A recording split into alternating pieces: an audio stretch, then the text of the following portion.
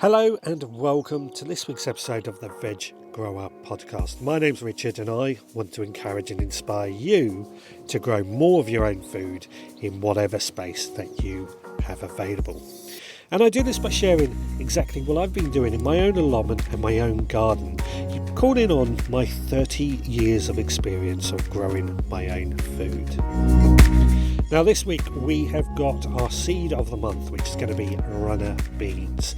We also have taken our annual trip down to Beulieu in the New Forest for Gardener's World Spring Fair, and we have an update from the allotment. So let's find out about these runner beans.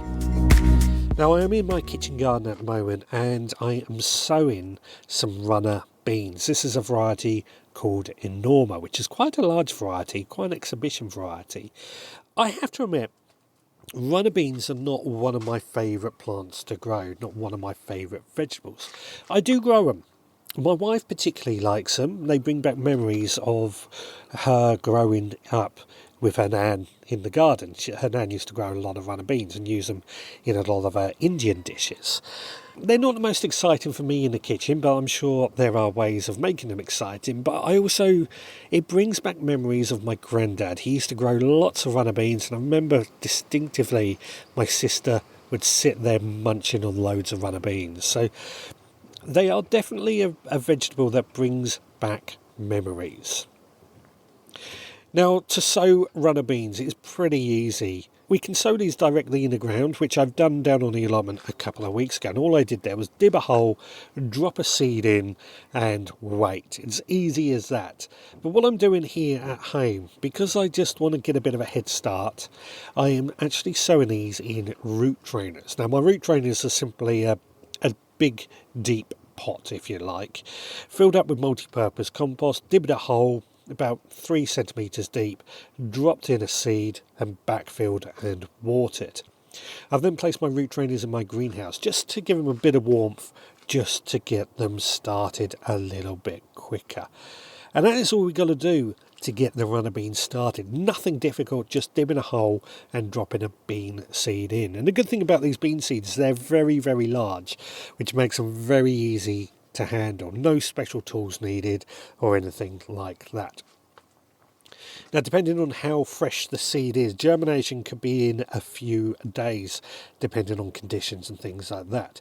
Or it could take up to 2 weeks. I generally find that when I start them off in my greenhouse, they're quicker than when I grow them outside. And the reason for that is it's down to the soil temperature and things like that. At the moment, our soil might be on the warm side, but it is very, very dry due to the fact that we haven't had rain for a while. But that's neither here nor there. Once they are germinated, we then need to transplant them, unless we've planted them in the ground, of course. Now, transplanting them with root trainers is incredibly easy. If you haven't got root trainers, you can just use standard pots. I use root trainers a lot, though. And the reason I like them is because they're reusable and they last for quite a while. To plant them, all we've got to do is pop them out of the root trainer or the pot and pop them in the ground in a hole they're similar sort of size and give them a good watering in. But we also need to give them a stake to climb up at the same time. And this could be simple as some bamboo canes made to make a wigwam or a bean frame. I tend to use hazel sticks because I got a hazel tree grown on the allotment and it seems a shame to not use the sticks of something that is growing right on my allotment. So as simple as that. The trouble we've got to remember, they do need to be very, very secure. They need to be in the ground secured, these sticks. And because my ground is so hard at the moment, I'm finding it is difficult to get hazel sticks in the ground. What has been recommended is that I use a soil arbor to drill a hole in the soil and then stick my sticks in that, and that does seem to work quite well as well. Now, I have to say that if you are looking for some seeds, I've made recommendations on the blog post of all the varieties that I recommend with links to them as well. So please do go and check those out. Anyway, once the sticks and everything is in place, the runner beans will gradually coil their way around the sticks, making their way up. And after a while, they will start to flower. And you get these beautiful red flowers, which I always absolutely love, and they're very distinctive. The thing is with these red flowers is that is the original reason why they were imported to Europe. They were originally imported as an ornamental for their flowers, and then it was probably the Italians who found out that the beans themselves were edible, and they started to use those for edible crops. It is interesting, I've always said this, the history of some of our plants, some of our crops, and something like beans that was originally imported for the flowers makes it all the more interesting. Eventually, as long as the pollinators are out, of course, those flowers will then turn to beans. We let them grow, and once I can feel the beans inside the pods, I like to harvest them. Now, I do find that they are best picked when young. But what you can also do, depending on the variety, particularly my Bellotto beans, is we tend to leave those on the vine until they go really, really dry and the shells are really, really crisp. The reason we do that is then we get dried beans, which are very simple to store. We just simply take them out of the shells, spread them on a tray inside the kitchen for a few days to make sure they're fully dried out, and then we store them in a glass jar in the cupboard. As easy as that. Really, really easy to store dried beans. But if we're picking them fresh when they're younger, which I do think does taste better, we need to freeze them or something like that to make them suitable for storage, if of course we're not eating them straight away. Now, one thing to remember as well, another reason to pick them when they are young, unless you're growing them for dried beans, is that they are less stringy as well. When we pick them young, the actual shell of the beans is edible as well, and so picking them young, picking them when they're fresh, makes all the difference. But at the same time, it's well worth growing a few for dried beans as well. You can always use them for seeds next year. Beans are probably some of the easiest plants to save seeds from as well. Now, as I said, the beans do come in different varieties. I've added some links of my favourites. We've got the really big ones such as Enorma. There's dwarf ones that need no support as well. So it's always worth experimenting and seeing what does well in your garden and what does best for your flavour palette as well. And this is one of the things that I love about the varieties that we have. Now, a bit of an update here at the home plot. Everything is coming together really, really nicely. I'm starting to get some of my plants outside now, so it's very nearly there for planting. And my brassicas, I think, are going to be ready for planting, but we've just gradually got these used to being a bit more outside. The straw bale gardening is starting to come along quite nicely. The straw bales are heating up, so something is going right there. And the hot bin as well is also heating up. The hot bin, compost bin, that is also heating up. So it looks like we're doing quite well here. Right, with that, it is now time to head on down to the New Forest for Gardener's World Spring Fair. In the meantime, let's find out what's been going on in the Supporters Club this week. Well, I hope you are enjoying this podcast so far. If you are, then please do leave a rate and review on your podcast provider. It only takes you a few seconds to do, but it means the world to us. And it helps us get found by more people who might also want to know how to grow their own food. But if you are also really enjoying this podcast, you want to help support the work that we do and get something in return as well, then please consider becoming a member of our Supporters Club. The Supporters Club costs just £5 a month to be a member, but for that £5 a month you get access to extra behind the scenes podcasts, which give you a bit more of an idea of what's going on here at the Veg Grower podcast. Added to that, you also get once a month our seed pack come through your letterbox. And that seed pack contains our mini newspaper, which gives you a few ideas of what to do that month, a bit of a tick list as well as you get a collection of seeds that can be sown in that very month. Now, in my opinion, for £5 a month, you get a lot for your money. Now, as an example, over this last week, we've actually sent out maize seed packs. We try and send them out at the beginning of every month. And we've also sown some sweet corn. Sweet corn is just one of the seeds that we include in maize pack. Now, if that sounds like something you would be interested in, then head to the veggrowerpodcast.co.uk to find out more and sign up. Well, I'm here at Gardeners World Spring Fair. This is an event I come to pretty much every year. And for me, this is the first show of the garden show season. And for me, it's one of my favourite as well. Now, the thing I like about this is it is placed in Beulieu National Motor Museum House and Gardens. So not only do you get entry to the show, the fair itself, you also get to have a look around the house, the gardens and the motor museum as well. And I think it makes for a really good fun day out, and there's something for everyone. Now, this is quite a good thing today, because normally I would come to this event on Friday, because in the past, every time this show has been on, I've been on call over the weekend. This year, I'm not on call this weekend, and that has meant I've been able to come on the Saturday. And I've got to say, actually, the vibe is very different on a Saturday compared to a Friday. There's definitely a more relaxed atmosphere, but there's a lot more people here. It's a lot busier, and there's a lot more families here. People are really, really involved. And this applies to me as well, because I've not just came here on myself this year. I've came down with Amanda, my lovely wife, and Roxy, our lovely dog. She's been here. Everyone's made a good fuss of Roxy. And this is one of the things that I do like about some of these shows, that are allowing dogs in a little bit more, because a lot of people do have dogs. Okay, if it was a really hot day, I wouldn't want to bring a dog here, but the fact that there are so many dogs here today and people are bringing their dogs, I think is a good thing. We're not having to leave our dogs at home. Anyway, what about the show? What's been going on here at the show?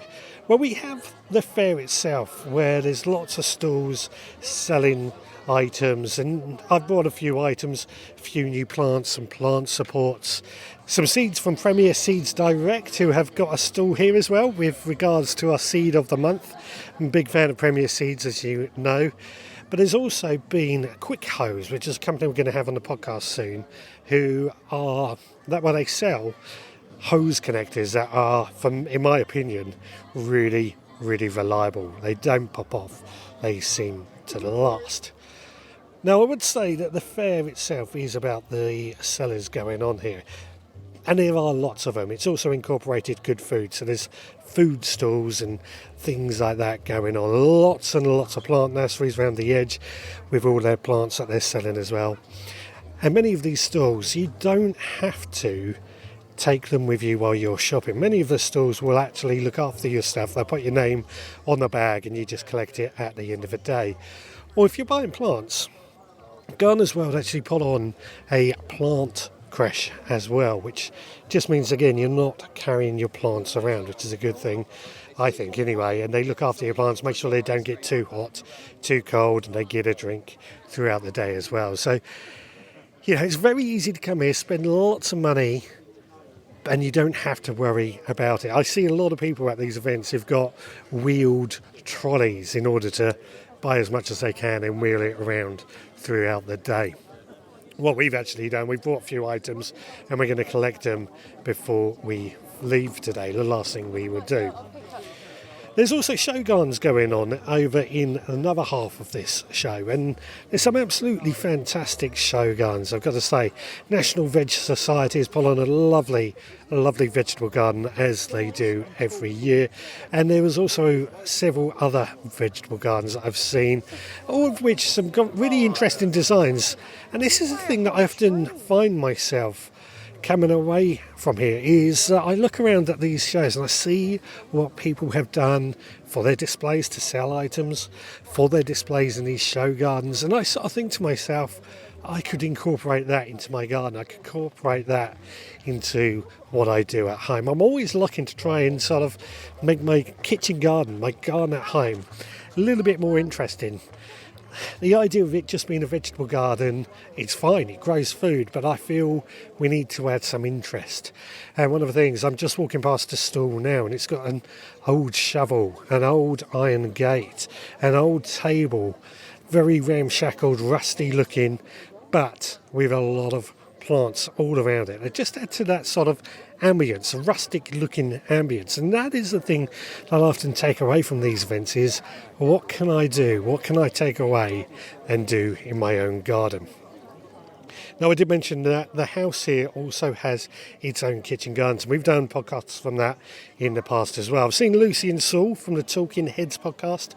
They have been doing plant tours in that garden as well. And I've had a great chat with those two earlier, as I always do, two of my favourite gardening people, certainly in the podcast world as well. Had a lovely chat with those, and they were showing me around the gardens and talking about what's going on. The kitchen gardens, as always, look absolutely stunning. And again, one of the things that I've said with what goes on at home, and it's the same here, it's just slightly too early to plant anything out.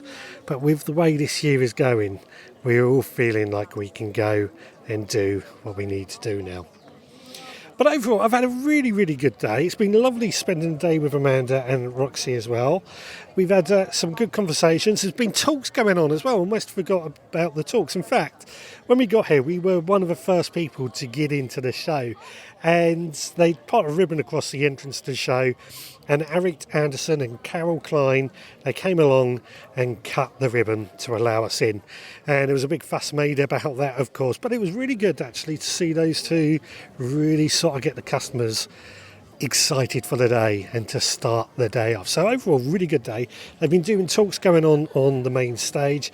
There's also Adam has been hosting the In Conversation with on this stage with a lot of gardening media people. So it was good to go and see that overall. But overall, really good day. Thoroughly enjoyed it. I'm pretty much coming here every year now, and I highly recommend if you are looking for something to do. By the time this podcast comes out, it will be too late for this podcast. But if you are looking for something for next year, highly recommend coming to this show. Now, of course, there is Gardeners World Live in Birmingham next month, which is another show I'll be going to. And in September, there's the Autumn Fair at Audley End House. This is just a taster to start the season off, but there's many more coming up. And we're probably going to be running competitions to get you guys discounts and tickets to that as well. Right, it's time for me to head home for some dinner. So let's find out what Chef Scott has for us this week. Chopping all the veggies, sizzle in the air. Chef Scott with the magic, smells are everywhere. Water starts to boil, onions hit the pan. Recipe of the week, let the feast begin. Cooking with Chef Scott, flavors come alive. Tune in every week for a tasty bite. Hi, it's Scott here with this week's recipe. And this week we have a simple asparagus recipe. Roasted Parma ham wrapped asparagus with burrata cheese and salsa verde. Burrata is one of my favourite cheeses, and if you haven't heard of it before, it's basically mozzarella stuffed with a clotted cream type mixture, and it's divine. So, let's head to the kitchen and hear how it's made.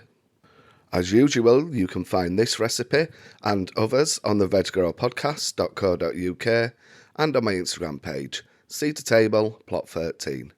For this recipe, you will need 12 asparagus spears, 12 slices of Parma ham, 2 burrata cheeses, and for the salsa verde, 50 grams of finely diced white onion, 30 grams of chopped parsley, 10 grams of chopped tarragon, 10 grams of chopped mint, 40 grams of chopped capers, 1 teaspoon of Dijon mustard, 1 tablespoon of red wine vinegar, and 230 millilitres of olive oil.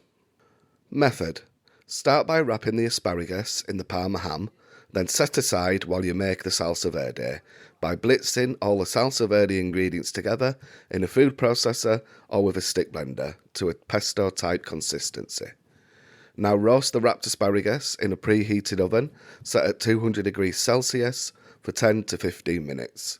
Now plate the dish by setting the cooked asparagus onto the plates, topping with the burrata cheese and salsa verde. And that's the recipe done, and that's it from me this week. Well, I'm down on the allotment now, and I've got to thank Chef Scott for that recipe once again. And it couldn't be better timed. Reason I say it couldn't be better timed is that as I've visited the allotment today, I've noticed I've got about 20 spears of asparagus that are ready for harvesting.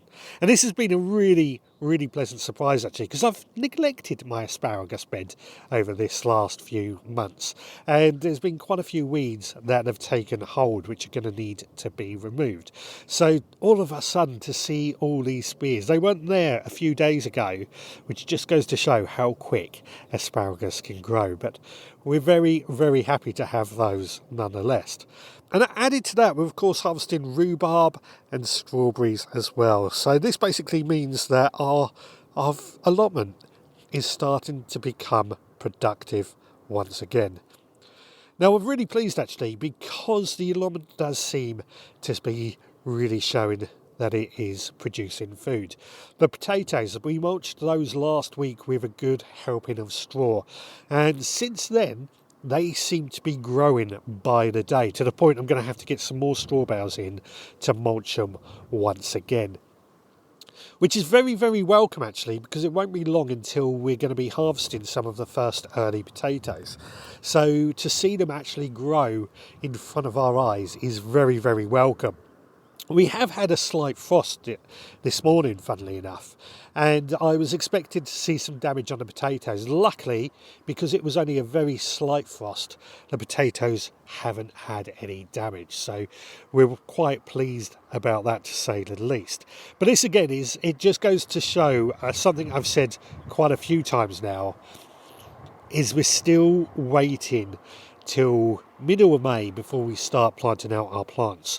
As I said, because there is that risk of frost, and we had a very slight frost this morning, I don't think it was enough to affect our plants, but it is still that risk that is about. So we're holding off. Maybe next week.